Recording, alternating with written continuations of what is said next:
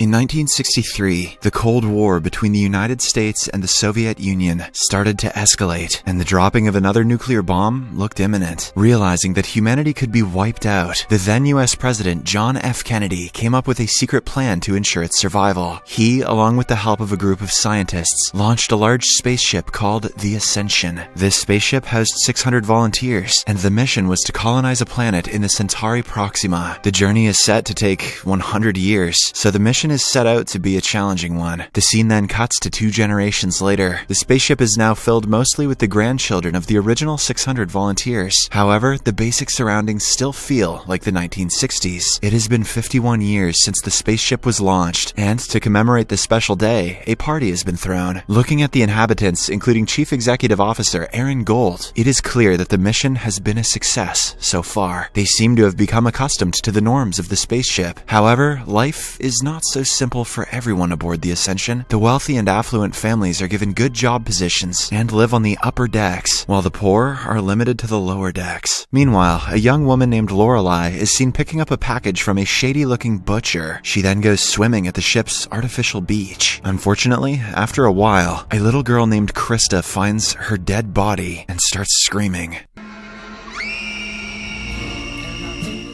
Meanwhile, on Earth, it is revealed that the chief engineer behind the spaceship is still alive. However, due to his weak state, his son Harris has taken his place. We also get to know that the Ascension project is still a well-guarded government secret. Harris regularly receives updates from the ship and tracks down their progress. One day, he eventually learns about Lorelei's murder, and his assistant advises him to brief the project's director, Catherine Warren, about it. However, Harris fears it could jeopardize the project and tarnish his father's legacy. Back on the ship, Dr. Juliet Bryce, Chief Medical Officer, examines the dead body and concludes that Lorelei was probably murdered because of the marks on her wrist. So the ship's captain, William, assigns Gold the responsibility of investigating the case. Gold immediately starts his investigation and finds something mysterious. Because there are no cameras inside the beach, he checked the ones outside. However, not a single one of them captured the moment that Lorelei entered the beach. Later, Gold learns that Lorelei was dating a guy named James Toback, who works at the water reclamation in the lower decks, so he goes looking for him,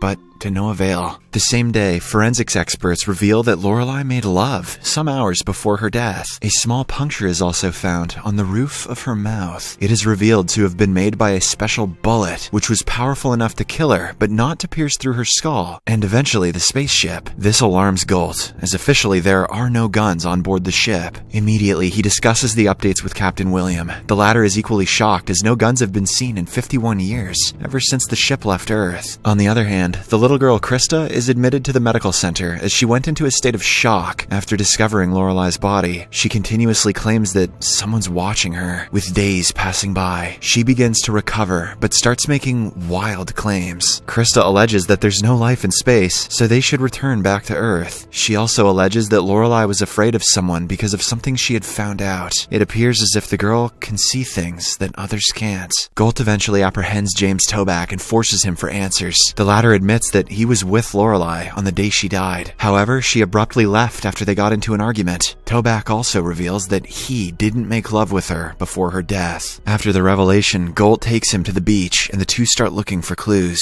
Suddenly, they stumble upon a secret passage, which was apparently used by Lorelei on her death day. This explains why the CCTV cameras outside didn't spot her. In the next scene, Gold and fellow officer Duke, who also happens to be Lorelei's brother-in-law, inspect the alternate beach entrance. It is a dark alley, but they ultimately locate the spot where she was murdered. As the two continue searching, they also find a book with maps of the water filtration system and nav computer blueprints. It turns out the nav computer crashed a month ago, and the water filtration system also went offline a week ago. This clearly proves that they were sabotaged. Captain Williams suspects that the saboteurs want to force the ship back to Earth. Duke and his men then perform a raid of the lower decks. There, the butcher from earlier, Stokes, opposes the raid and instigates a fight. However, before someone gets killed, an alert starts going off, which reveals that the ship is heading towards a massive radiation storm. Because of this, radiation protocols are put into immediate effect. and everyone is ordered to take shelter in their pods. Unfortunately, the captain learns that the blast shields that are supposed to protect the crew from radiation are jammed. So, a repair team is immediately assembled, which consists of Gold and an electrician from the lower decks. Thanks to their team effort, the door is eventually closed. Before departing, the electrician confides to Gold that he saw Stokes giving Lorelei a gun before she was murdered. At the same time, Dr. Juliet puts little Krista to bed and leaves her seahorse necklace on the dresser to calm her down, claiming that it will protect her. However, after a while, when the spaceship enters the radiation zone and all the people get inside their radiation pods, Krista sees a strange man in a suit walking in her room. After the ship safely passes through the storm and everyone is cleared to come out, Gold and Duke again raid Stokes' slaughterhouse. They eventually locate a gun and take Stokes into custody. Later, the Butcher is interrogated, but he keeps claiming that he's being set up because he's from the lower deck and an easy scapegoat. Meanwhile, Dr. Juliet looks for her necklace, and Krista tells her that someone took it during the storm. One day, before Lorelei's funeral, little Krista approaches Gold and hands him an army medal. She tells him that it was given to Lorelei by her boyfriend. This stuns Gold, as the medal belongs to Captain William. Meanwhile, the door to Stokes' prison cell automatically opens. He is puzzled and scared for his life, so he nervously walks out and retrieves the gun from earlier. After the funeral ends, Gold confronts the captain for answers. William admits that he was fooling around with Lorelei, but also promises that he didn't kill her. Just then, Stokes shows up, holding a girl hostage. He again claims that he's being set up and demands to be taken before the council. Out of nowhere, the airlock opens automatically, and Gold lunges at Stokes, freeing the girl. The captain swiftly takes her to safety and locks the door as Stokes and Gold continue fighting. After a bit of back and forth, Stokes is sucked out into space. But surprisingly, instead of freezing in an instant, he lands on an inflated mattress, after which a group of people apprehend him. Here we get to know that the whole project is a mere simulation, a test of the long-term viability of an intergenerational spaceflight. The people on board the spaceship are completely oblivious of it, as they believe that they have been sent on an important mission. Back on Earth, Director Warren somehow finds out about the latest developments on the ship. Enraged, she storms into mission control and warns Harris against hiding things. Harris claims that Stokes is the killer, and now he has been evicted from the ship. However, Director Warren isn't convinced, and she sends a consultant named Samantha Kruger to watch over the project, much to the dismay of Harris. The scene then cuts to an unknown man, seen setting up a bomb in a cobalt generator somewhere in the ship. After a while, it blows up near the Terra Lab. Harris and Kruger are taken aback by the explosion, and they quickly rush inside the facility where the giant spaceship has been parked. Fortunately, no casualties are reported, and the injured are taken to the medical center. Meanwhile, Captain William and the others inspect Ground Zero and find "No Future" graffitied on the wall, confirming that it was a deliberate explosion. But instead of announcing the news to everyone, the captain lies that it was an accidental methane gas explosion. He does this so that no one can point fingers at his governance. The explosion also puts Harris on the defense mode, and he tells Kruger that setbacks are to be expected on projects of this scale. However, Kruger is not satisfied, and she demands access to surveillance footage. Elsewhere, Gold goes to the lower decks to meet a man named Dwight, who is responsible for handling the cobalt generators. He inquires about the blast, but Dwight panics and attacks him before running away. Despite this, Gold continues his investigation and learns that the explosion on Deck 23 that killed his parents 20 years ago was also caused by a cobalt generator. He hypothesizes that Dwight must have learned it from someone who could be connected to Lorelei's murder. Gold is sure that Stokes didn't kill Lorelei because he didn't even know how to use the gun when he tried to shoot him. Shortly after, when Gold goes to check Deck 23, Harris and his assistant go into panic mode. It turns out, because of the explosion, the other side of Deck 23 isn't airtight anymore, and the crew inside can hear noises coming from outside. This poses a risk of exposing the truth about the project. As Harris and others maintain pin-drop silence, Gold locates Dwight and a fight ensues. During the tussle, the latter somehow manages to get away and start a bomb's timer. This alarms Harris, and he orders everyone to evacuate the place immediately. Fortunately, Gold manages to defuse the bomb, but Dwight dies in the process. Kruger blames the death on Harris, and in his defense, he explains that he doesn't intervene because the aim of the project isn't to protect the crew, but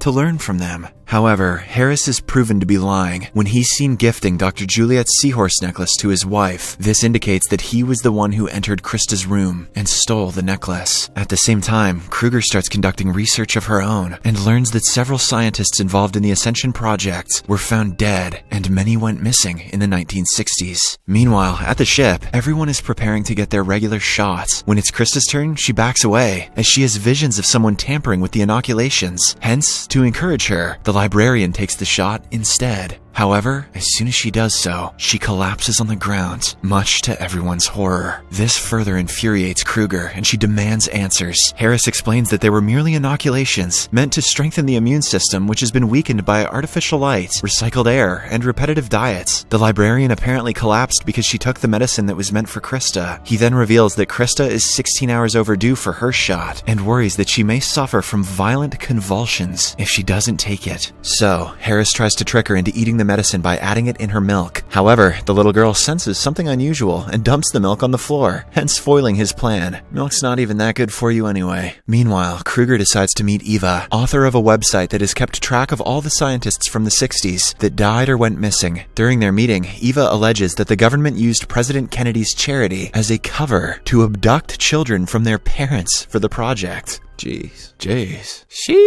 Later, an unknown man goes after Krista and tries to forcefully inoculate her. However, the man ends up hurting himself, and the little girl manages to get away. Next, Golt finds Krista with the man's blood on her dress and takes her to Dr. Juliet. After she is cleaned up, Golt personally speaks to her and finally convinces her to take the shot. After a while, Juliet's husband, Dr. Robert Bryce, prepares her for the shot, and during this, Krista reveals about the array of visions she's been having as of late. Some of them are falling off of the Twin Tower, a war in the desert that never ends, and drowning in an ocean. She also claims that she saw Dr. Bryce in the maintenance tunnel where Lorelei was killed. Hearing this, the doctor becomes enraged, so he gags her and forcefully inoculates her. Meanwhile, Harris and his assistant Carrillo are stunned by Krista having accurate visions about events that have actually happened on Earth, like the 9/11 attacks. Carrillo comments that Krista is what the project has been working towards. Dr. Bryce gets a match on the blood sample from Krista's dress and learns that it belonged to his wife's apprentice, Mesmer. However, later, Mesmer is found dead in his room. Kruger also completes her investigation and concludes that Harris has someone inside the ship who plants guns for him and stages radiation storms. Meanwhile, Golt searches Mesmer's quarters but doesn't find anything that links him to the saboteurs. He concludes that Mesmer killed himself out of guilt for failing to inoculate Krista. The scene then cuts to the final day of Austera, a festival where the winners of the birth lottery are announced. Since the ship's human population must always remain constant, they are only allowed to procreate when one of the passengers passes away. Recently, 3 people have passed away, so interested couples will submit their profiles, and the birth computer will select 3 couples, taking into account their chances of producing healthy offspring.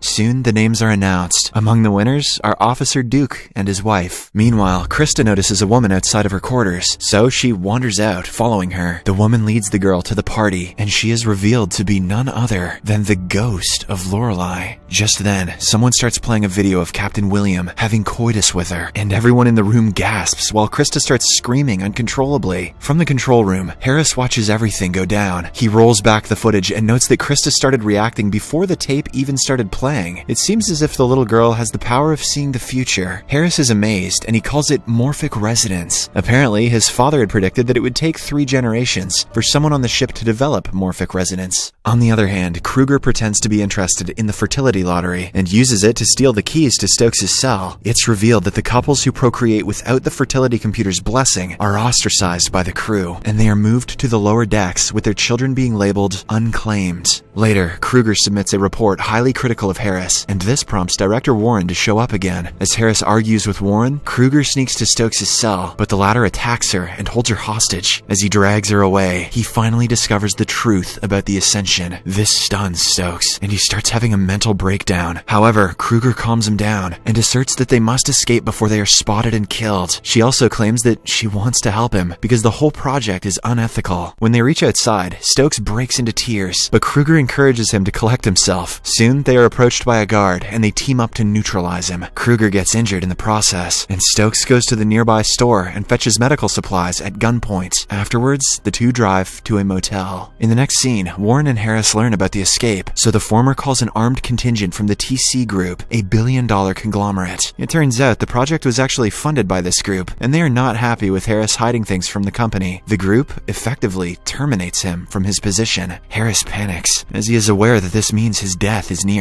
He pleads with Warren to give him a second chance, but in vain. However, she decides to keep his assistant, Carrillo, as it was him who exposed Harris to her. Aboard the ship, Duke learns that Golt has started investigating his wife for the murder of Lorelei, so he loses it and heads to the beach to confront him. At the same time, Krista again starts to have a vision. She foresees a violent fight between Duke and Golt, so she immediately heads to the beach. Worried, she inadvertently uses telekinesis to electrocute Duke and get him off of Golt. However, she soon loses control of her power and ends up sending current through the ship, shutting it down in the process. Warren blames Harris for the incident and orders her henchmen to get rid of him immediately. Scared, Harris starts explaining about Krista and how she has developed morphic resonance. This excites Warren, and it's confirmed that the main purpose of the mission was morphic resonance. Wasting no time, Harris and others rush back into the control room and learn that every system, including the backup generators, connected to the ship have gone offline because of the electrical surge. Although the ship is out of power, the faux stars are still illuminated, and Harris explains that his father hardwired the starlights into the ship's nuclear reactor in order to ensure that the illusion would never be shattered, even in the event of a power outage. Harris then suggests using the ship's nuclear reactor to bring the system back up. On the ship, Toback gets a faint TV signal and reports it to Dr. Bryce. However, the latter dismisses it and sends him to look for Nora. Immediately after Toback leaves, Dr. Bryce pulls the plug on the screen. This reveals that he is aware that this whole mission is fake and that he is in cahoots with Harris.